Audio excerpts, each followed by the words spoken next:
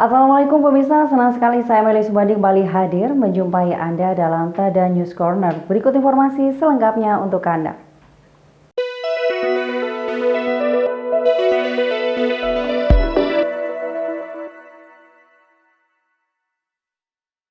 Pemirsa, DPRD Kota Probolinggo kembali menerima keluh kesah masyarakat terkait surat edaran wali kota. Pada Rabu pagi 3 Februari, pimpinan DPRD mendapat keluhan dari beberapa event organizer pernikahan yang merasa semakin terbatasi oleh SE Wali Kota. Mendapat keluhan ini, Wakil Ketua DPRD Fernanda Zulkarnain meminta agar Pemkot Probolinggo mengkaji ulang surat edaran tersebut. Surat edaran Wali Kota Probolinggo soal pemberlakuan jam malam dikeluhkan para PKL dan paguyuban pengelola kedai, kafe, resto, dan warung. Tetapi sampai kini surat edaran tersebut tidak kunjung direvisi. Kini giliran paguyuban wedding organizer mengeluhkan surat edaran Wali Kota bernomor 001-COVID-19/2020 tentang penyelenggaraan hajatan di masa pandemi COVID-19 di Kota Probolinggo.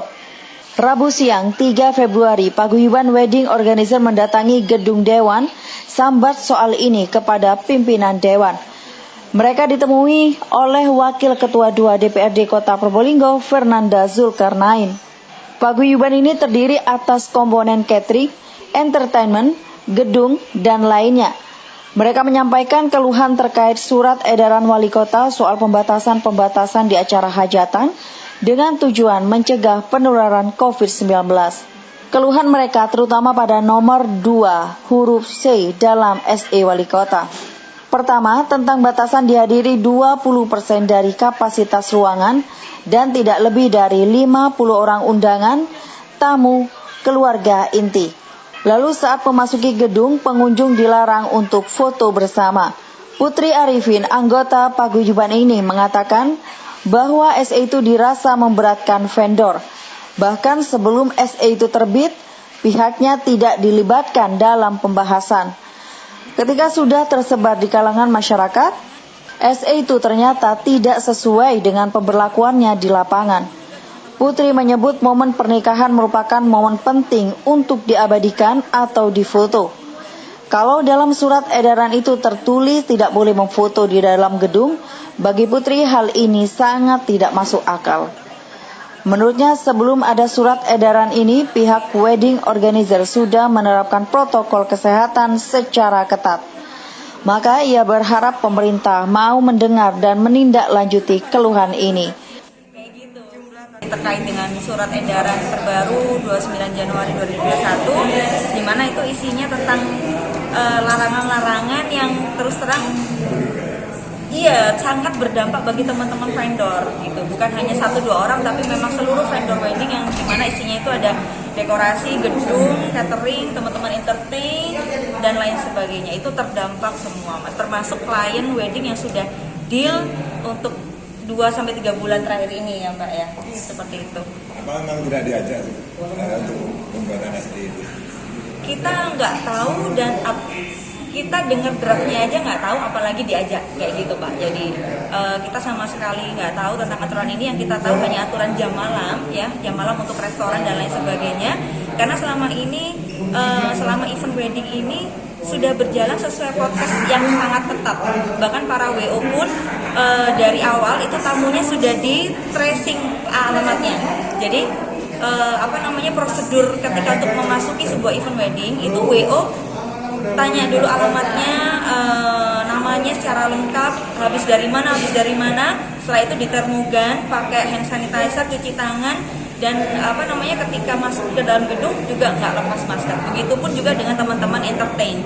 Teman-teman entertain itu jauh dari para undangan, dan undangan pun selama ini juga sudah dibagi per sesi supaya di dalam gedung itu nggak lebih dari batas manusia yang dibolehkan di dalam gedung, seperti itu. Tapi kenapa kok masih atau kok masih diterbitkan aturan-aturan yang sekarang ini malah kesannya nggak boleh ada wedding, malah nggak boleh ada resepsi kayak gitu. Jumlah batas tamu juga Dan apa yang dikritisi di SE? Ya, harapannya semoga pemerintah betul-betul mendengar dan mengerti ungkapan hati kami ya. Jadi kami di sini sama-sama takut dan khawatir dengan COVID, tapi di satu sisi kehidupan masih harus tetap berjalan. Mengertilah bahwa kita ini bukan warga yang punya gaji bulanan, tapi kita adalah para wirausahawan yang mencari pekerjaan itu dengan profesi kita masing-masing. Jadi mohon mengertilah ketika surat edaran ini diperketat sedemikian rupa, nggak diperbolehkan ini dan itu, padahal selama ini kita sudah taat protokol kesehatan, mengertilah bahwa itu sama dengan mematikan sandang pangan kami, seperti itu. Ayo kita audiensi, kita mediasi bersama, kita temukan jalan tengahnya gimana supaya sama-sama enak gitu, antara pemerintah juga tetap menjalankan tugasnya sebagai gugus tugas COVID, dan kita sebagai warga, sebagai wirausahawan juga tetap bisa melaksanakan aturan-aturan tersebut tanpa merugikan banyak kepada kami gitu. Yulia Chandra, pengurus gedung Widya Harja, mengatakan bahwa omset selama pandemi ini menurun hingga 1 miliar rupiah. Undangan tamu juga pastinya udah ada pembatasan juga, akhirnya jadinya klien-klien lebih memilih lebih baik saya nikahan di rumah. Jadi kan sangat berdampak juga buat gedung. Itu di surat edaran terbaru kalau tidak salah kan hanya dibatasi maksimal 2 jam. Iya. Lalu menyesuaikannya seperti apa kalau memang waktunya cuma 2 jam? Kalau memang itu maksimal nggak Pak? Sekarang kalau maksimal itu nggak mungkin sekali, karena sekarang undangan durasi minimal itu sampai tamu 500 undangan dengan batasan durasi 2 jam pasti kan sangat tidak mungkin lagi kan. Biasanya berapa jam kalau biasa? Standar waktu selama COVID ini 3 jam. Sementara itu, Wakil Ketua DPRD Fernanda Zulkarnain menyatakan, keluhan pelaku wedding organizer ini nantinya akan disampaikan kepada pemerintah kota. Menurutnya, yang jadi masalah ialah pertama, pelaku wedding organizer tidak diajak membahas SE tersebut. Kedua, kurangnya sosialisasi pemerintah terhadap pelaku usaha yang terdampak.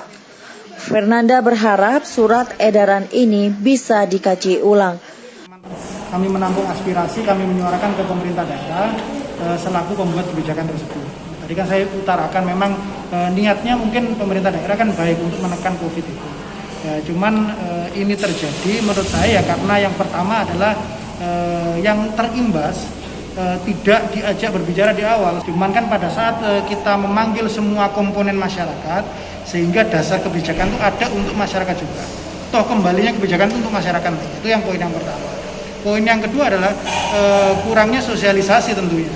Nah ini sebelum ini saya juga ditanya oleh orang yang sudah membuat hajatan itu tanggal 5 ini kok tiba-tiba berubah kan seperti itu, sehingga kan sosialisasinya kurang. Jadi intinya menurut saya 2 poin itu sehingga membuat mereka tentunya mereka sangat terimbas, pasti sangat terimbas. Ekonomi mereka juga terimbas. Tidak ada interval waktu ya. Itu masalah dan tidak ada jenjang waktu. Jadi tiba-tiba sudah seperti itu. Ya kembali lagi saya akan menyuarakan membawa aspirasi masyarakat ini kepada pemerintah daerah. Harapannya biar berikutnya nanti SE itu betul-betul didasari oleh semua pihak. Walaupun pemerintah daerah berhak, oh ya saya tidak cocok dengan masukanmu, tidak masalah. Tapi kan mereka diajak berbicara minimal.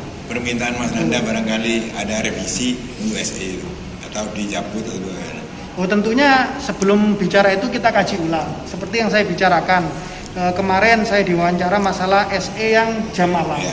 Nah harusnya ini kan sudah hampir 1 bulan berjalan. Harusnya dari pemerintah membicarakan ini loh hasilnya. Nah, ternyata apa betul jam malam itu COVID itu ada hanya jam malam. Nah itu kan kita juga wajib tahu, kita harus tahu sampai di mana. Bukan harus dilaporkan, tapi kan kita harus tahu sehingga kita, oh iya pemerintah itu benar, kan begitu. Kan harus ada outputnya. Nah, apa benar itu hanya jam malam, terus bagaimana dengan masyarakat yang terimbas? Sampai saya berbicara kepada salah satu media bahwa kalau memang seperti itu wajib dilaksanakan, bahwa ya ada subsidi bantuan untuk mereka yang terimbas. Dana COVID kita juga besar untuk jejaring sosial kan. Tahun kemarin hanya 3 bulan berupa sembako saja. Selama ini dari pemerintah pusat. Banyak dari pemerintah pusat. Padahal pemerintah daerah masih belum ada yang 3 bulan itu, yang sembako itu. Ada rencana mungkin untuk di RDP-kan terkait dengan SE baru ini? Nah kalau itu nanti terserah dari teman-teman itu. teman-teman yang memang melaporkan ingin RDP dengan komisi, kan seperti itu. Tapi RDP kemarin yang soal SE untuk revisi jam malam itu belum diperbarui sampai Masih sekarang belum. rekomendasinya Ya, dari DPRD. rekomendasi dari Komisi 2 yang saya tahu masih belum di Sudah sampai ke eksekutif sudah apa belum? sampai ke eksekutif, cuman kan memang pihak eksekutif, terserah eksekutif mau memperbarui itu seperti apa. Makanya di kebijakan itu harus ada outputnya. Kalau eksekutif tidak mau memperbarui, berarti kan sudah berhasil seperti apa keberhasilan itu. Itu yang paling penting sebenarnya. Mereka hanya ingin diajak bicara. Mereka sangat terimbas. Laporan Muhammad Angga, Tada Today TV.